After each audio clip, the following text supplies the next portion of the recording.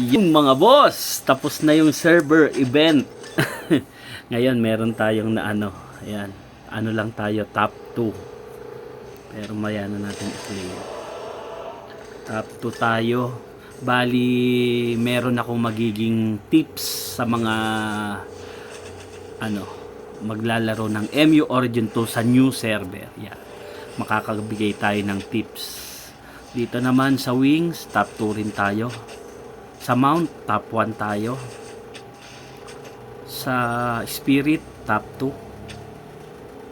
Sa Sacred Shield, top 1. Dito sa Sigil, ano tayo? Ano to? Top 9 ba yun? Muntik na. Yun lang mga boss. Bali, pasok tayo sa ano?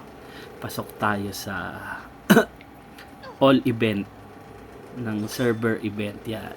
Bali, gagawa na tayo bukas o mamaya gagawa na tayo ng video dito sa server 738 yung mga boss. Kaya yun, balik tayo sa ano, paglalaro ng MU Origin 2. Tamang enjoy lang yun mga boss. Masalam.